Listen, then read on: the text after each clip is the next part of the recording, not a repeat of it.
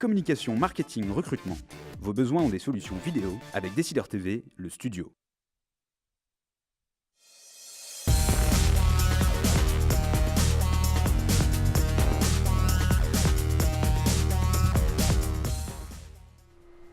Ça y est, c'est la rentrée des classes, la première pour la gauche qui renoue avec les créations de postes, 8200 postes de professeurs en plus et la semaine de 4 jours et demi pour le primaire. C'est la rentrée également pour les entreprises puisque dirigeants, employés, prestataires, fournisseurs, clients, ça y est, tout le monde est rentré de vacances. Les affaires reprennent, comme on dit dans un langage commercial. C'est la rentrée aussi pour DDE, les décideurs de l'emploi, chaque mardi de 12h30 à 13h en compagnie d'un directeur des ressources humaines.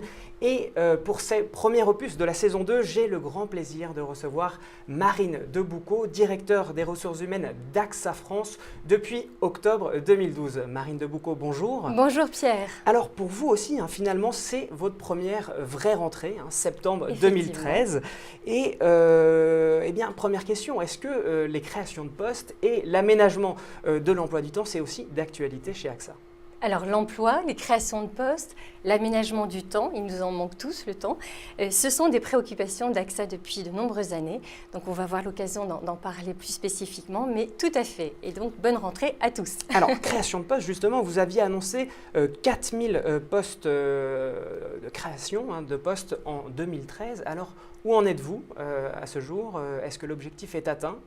Alors, AXA est un acteur majeur de l'emploi sur le marché en France. Alors, il n'y a pas 4000 créations, mais 4000 embauches, en effet. C'est notre objectif pour l'année 2013. Nous avons bien démarré. Nous sommes à peu près à 60% d'atteinte de cet objectif. Il y a beaucoup d'emplois qui seront des remplacements de personnes qui partent. Nous avons aussi notre frappe commerciale, nos réseaux de distribution que nous voulons toujours renforcer. Et bien sûr, autour des marchés innovants, les nouvelles niches, les nouveaux produits, donc des experts.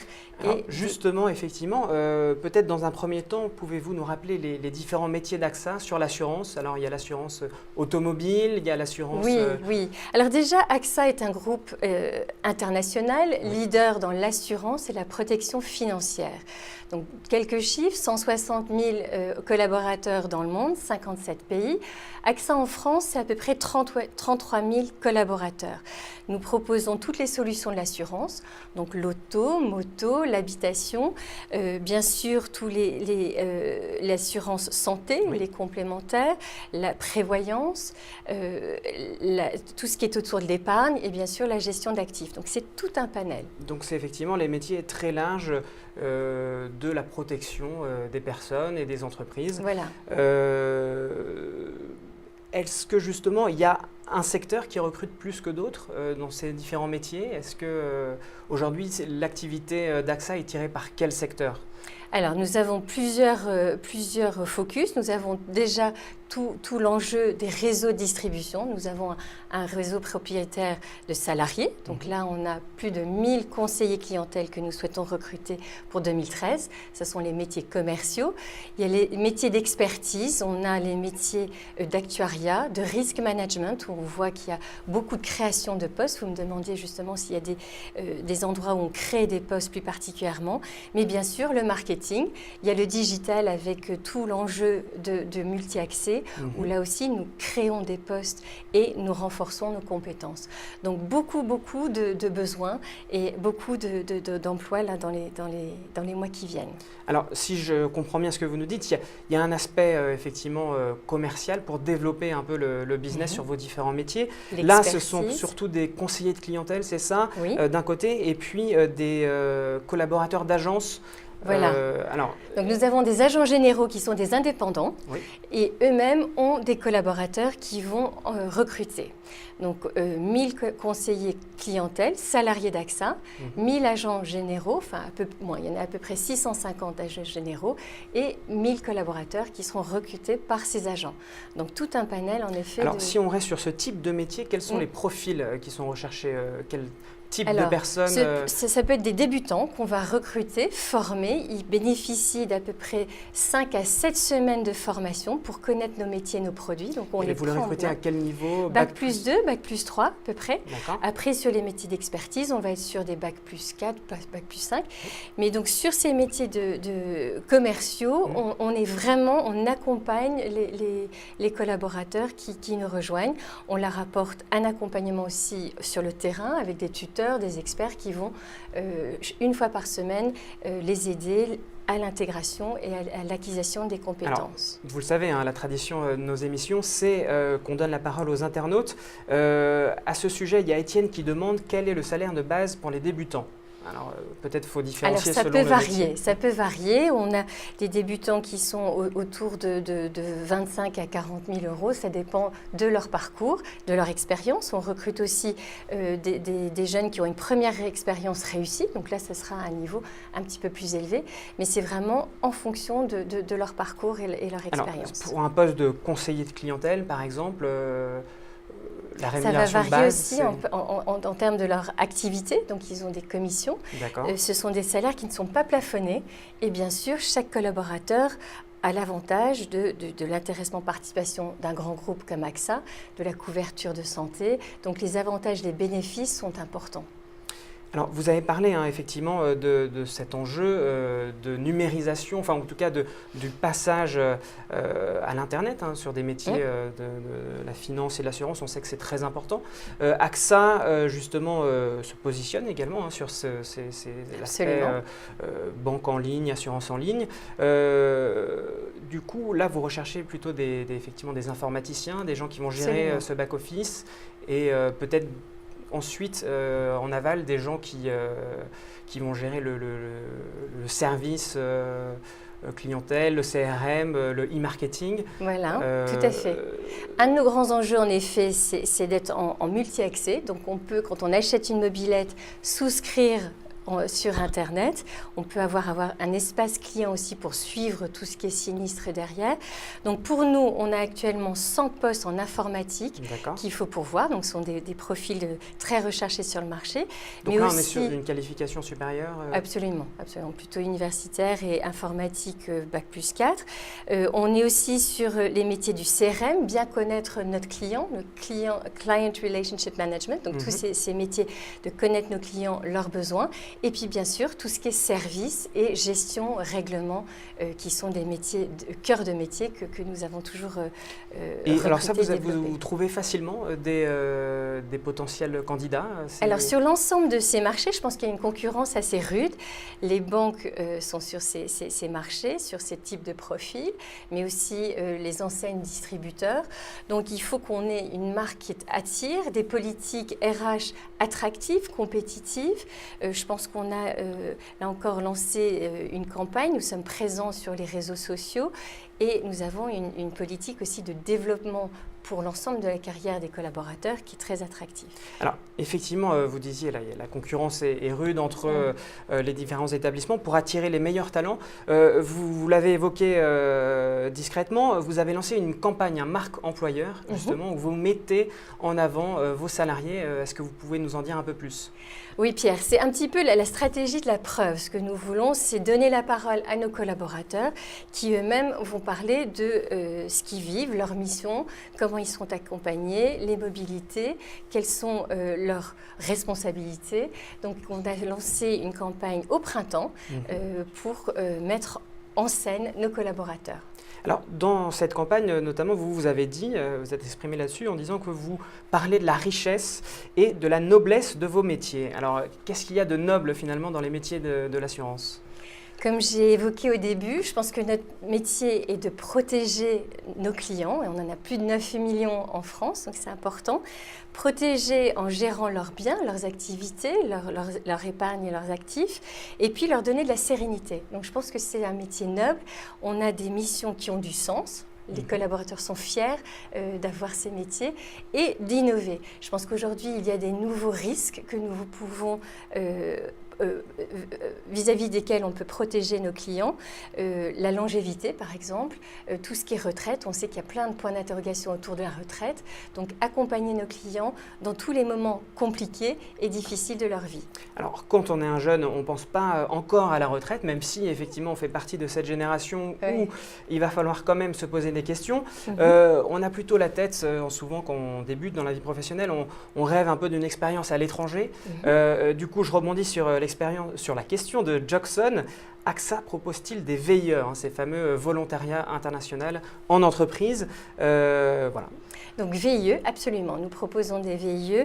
Nous en avons dans toutes les grandes entités.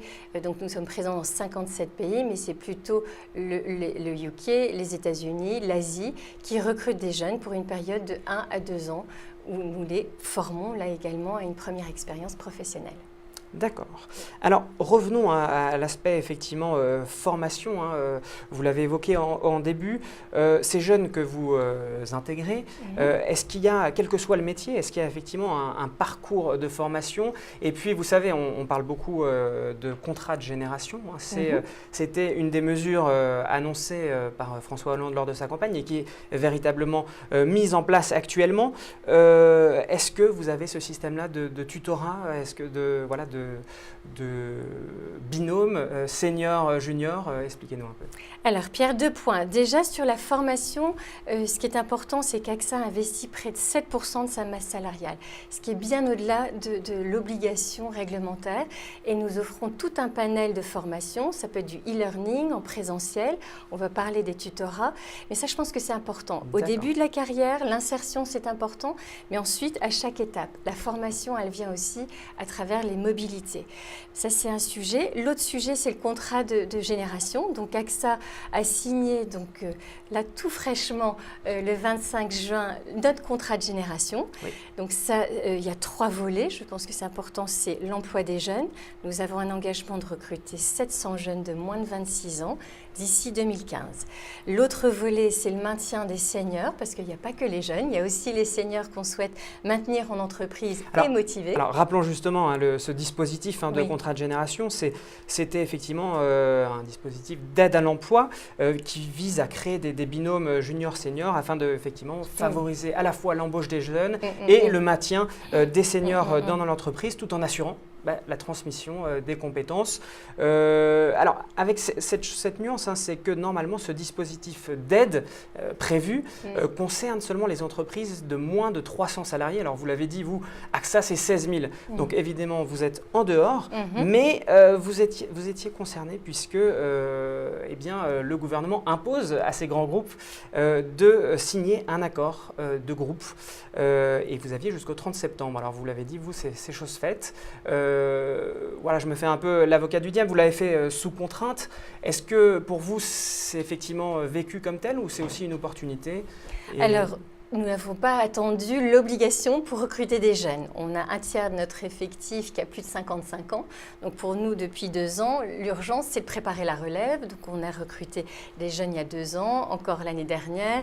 Et c'est vrai que ça nous a permis de nous organiser un peu plus et prendre des engagements. Mais c'est vrai qu'on avait déjà cette préoccupation. Des jeunes, mais comme des seniors d'ailleurs. Alors comment ça va se matérialiser alors justement? Alors, engagement 700 jeunes d'ici 2015, de moins de 26 ans. Là aussi, nous avons un engagement, c'est que chaque jeune aura un tuteur. Donc, c'est une personne qui est volontaire, plutôt senior et expérimentée, qui va apporter un accompagnement, lui mettre un petit peu les clés des codes de l'entreprise, comment on fonctionne dans une équipe, mais aussi les compétences clés d'un métier. Donc, on arme vraiment les jeunes par rapport à ça. Le deuxième volet du contrat de génération, c'est la partie senior. Donc, nous souhaitons maintenir nos seniors dans l'emploi et puis motiver, donc leur apporter aussi des opportunités de partager avec les jeunes générations. Nous avons mis en place un dispositif, c'est un peu anecdotique, mais je trouve que c'est intéressant, qui est le mentoring inversé. Donc, c'est le reverse mentoring. Alors, expliquez-nous, c'est-à-dire qu'en général, le mentoring, c'est le senior qui va aider un jeune. Voilà. Et là, donc, ça serait le contraire. Voilà, là nous avons des jeunes qui sont férus des nouvelles technologies et qui vont partager ces talents, partager ce savoir-faire avec les autres générations, plus ou moins seniors d'ailleurs, parce qu'on a tous besoin d'apprendre. C'est une excellente manière de développer cette interaction intergénérationnelle. Il y a déjà eu des exemples des cas concrets? Nous lançons, comme nous avons signé en juin, nous le lançons maintenant. Écoutez, ça effectivement, ça sera intéressant de suivre. Ça sera peut-être l'occasion de vous réinviter chez nous. Justement, alors, on parle là de contrat de génération, donc je rebondis sur une question d'internaute qui me demande quel est l'âge moyen chez AXA? Alors l'âge moyen chez AXA, c'est 47 ans. 47 ans, donc voilà. on finalement sur une moyenne assez haute si on compare à des environnements par exemple start-up. On recevait justement Philippe Calmel, DRH du Crédit du Nord, qui nous disait que son plus gros défi c'était justement le fait que toute une classe d'âge allait bientôt partir à la retraite et qu'il fallait effectivement assurer la relève. Est-ce que vous vous retrouvez dans ce schéma? Nous partageons le même enjeu, absolument. Donc un tiers de notre effectif a plus de 55 ans. Ça veut dire plus de 500 départs à la retraite tous les ans dans les 3-4 années à venir. C'est un enjeu important en effet. Et une opportunité fabuleuse aussi pour recruter les jeunes confirmés et tout débutants. Et justement, peut-être que ce contrat de génération vient effectivement aider à remplir ce défi, ainsi que votre campagne en faveur des jeunes. Voilà. Et alors, maintenant, une fois que je suis embauché chez AXA, est-ce que vous avez mis en place des processus qui vont faire que je vais me sentir bien chez vous? Parce que c'est comme, en fait, le recrutement, c'est un peu comme un client. On recrute une personne, mais derrière, il faut pouvoir la fidéliser, la garder. Alors, comment vous faites, vous? Fidéliser et développer l'engagement de nos collaborateurs est un axe stratégique pour notre politique RH. Alors, comment nous le faisons? C'est en effet en offrant des opportunités de formation, de mobilité. Mais je pense que l'environnement du travail, on parlait justement du temps. On a un accès au temps partiel, au télétravail qui est important. Ça permet aux personnes d'avoir un équilibre vie professionnelle et de vivre plus sereinement. C'est vrai que... Alors le télétravail, effectivement, rappelons quelques chiffres, c'est à peu près 17% en France par rapport à l'ensemble des salariés. Le taux de la France, qui est un peu moindre que dans les pays anglo-saxons, que le taux se situe entre 20 et 30%. Vous pensez qu'effectivement en France, il y a un potentiel, il y a une attente vraiment des salariés? Il y a une attente. Je dirais, il y a le télétravail, mais aussi toute la flexibilité. On donne à chaque collaborateur dans nos réseaux salariés, donc chaque commerciaux, a un iPad. Donc qu'il soit en transport ou dans un rendez-vous chez le client, il a la possibilité de faire la flexibilité, les outils nécessaires. Donc je pense que c'est un ensemble. Il faut pouvoir avoir le temps partiel, le télétravail et ce qu'on va appeler demain le flex work, en effet, qui va permettre une certaine flexibilité. On a là encore aussi mis en place des indicateurs, donc des fameux KPI, qui permettent aussi de mesurer l'engagement de nos collaborateurs.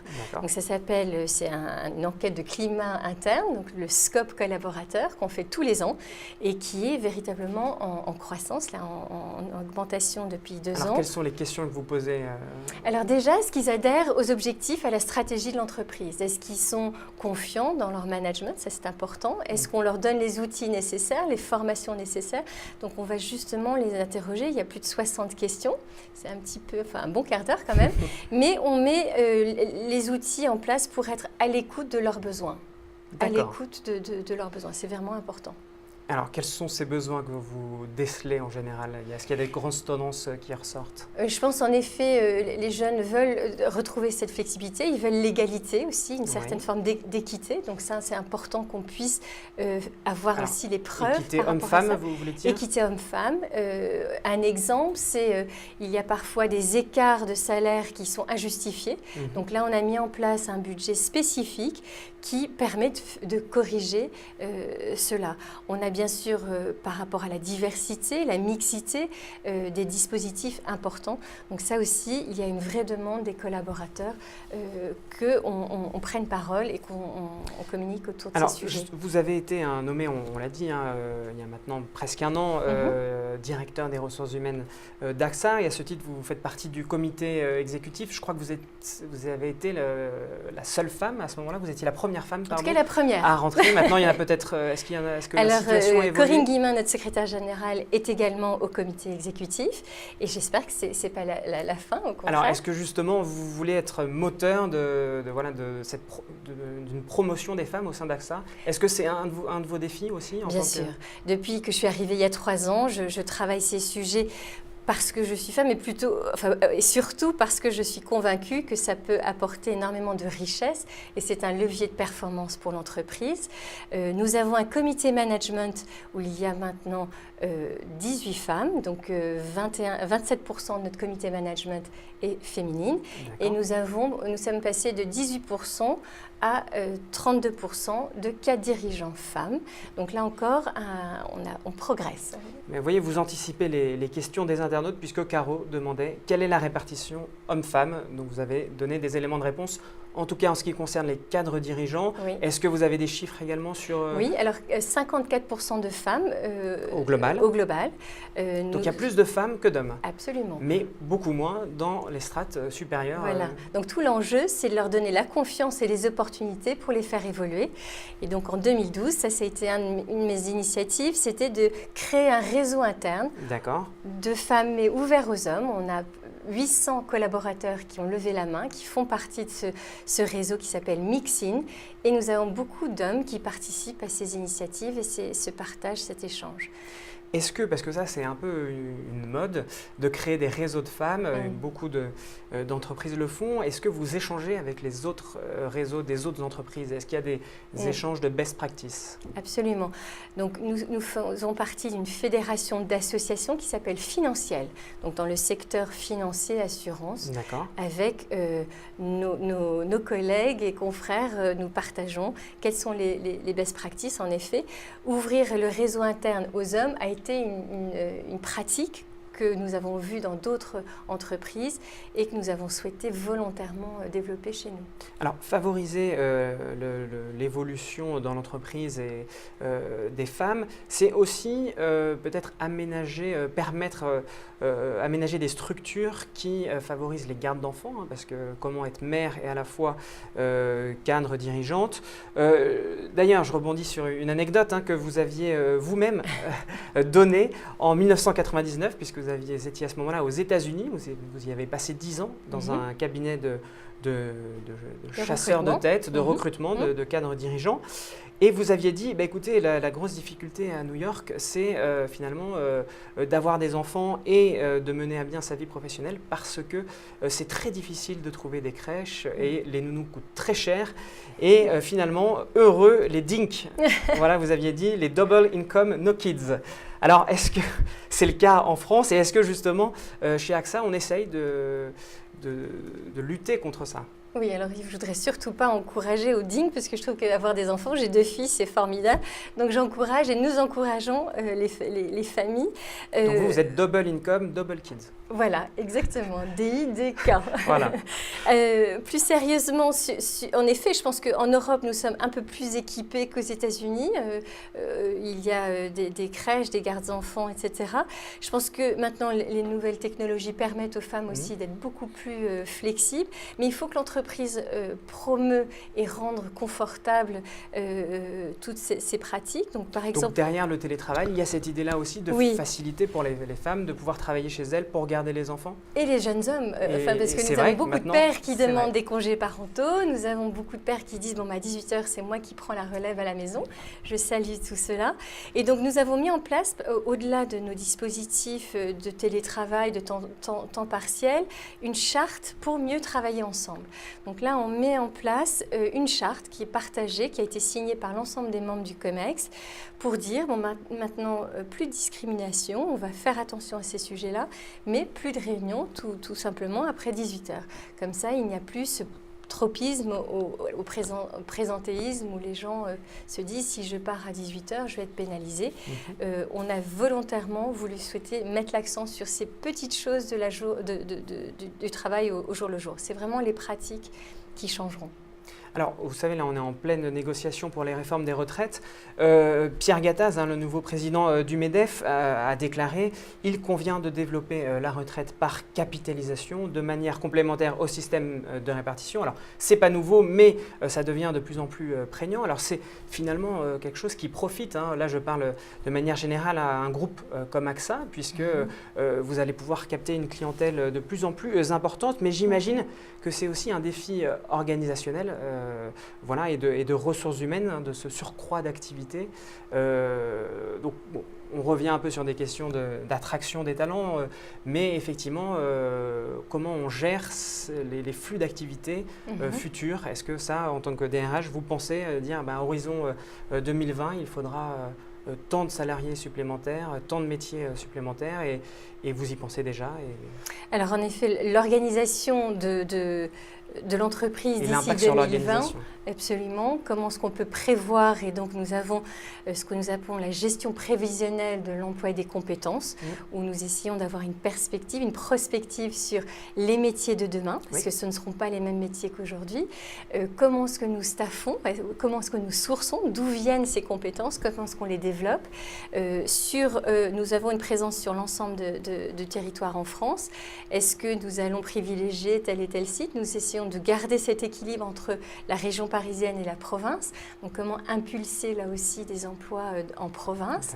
Donc, tout un tas de préoccupations, en effet, avec un environnement réglementaire qui évolue presque tous les jours, là, en ce moment.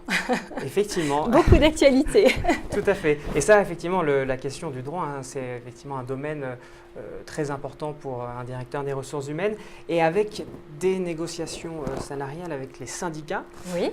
Comment ça se passe chez AXA avec les syndicats? Alors, c'est une question d'ailleurs de Hugues. Les syndicats sont-ils très présents chez AXA?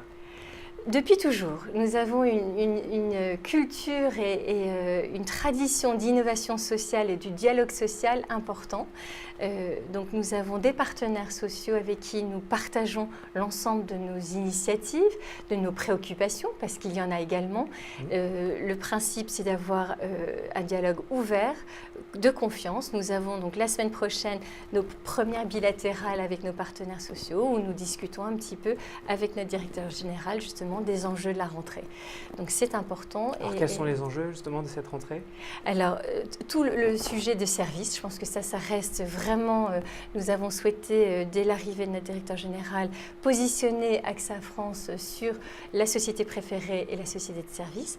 Donc le digital, le service, nous avons les enjeux autour de l'ANI, l'accord national interprofessionnel, où nous avons tout un pan autour des opportunités de la complémentaire santé.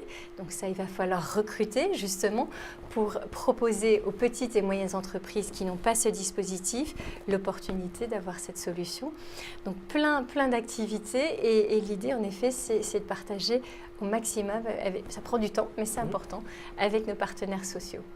Alors, dernière question, si vous pouviez dire effectivement en une phrase ce qui finalement, peut-être dans la tête de, là vous vous adressez à vos futurs employés, qu'est-ce qui pourrait leur donner envie d'intégrer AXA France? Alors, une formidable entreprise, innovante. C'est vrai qu'avant de venir dans le monde de l'assurance, je ne connaissais pas cette entreprise qui est extrêmement innovante, à la pointe sur des métiers d'expertise, capable d'accompagner la formation et les compétences des collaborateurs.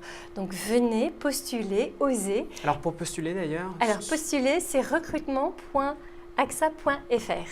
Très bien. Et ça, c'est le site, et nous vous répondrons, nous y engageons. Très bien, merci beaucoup Marine Deboucot d'avoir répondu à nos questions. Merci. Merci à vous de nous avoir écoutés. La semaine prochaine, nous serons en compagnie de Jean-Luc Bérard, des directeurs des ressources humaines de Safran, l'équipementier de haute technologie dans l'aérospatiale, la défense et la sécurité. De gros enjeux aussi ici de recrutement. Merci, à la semaine prochaine.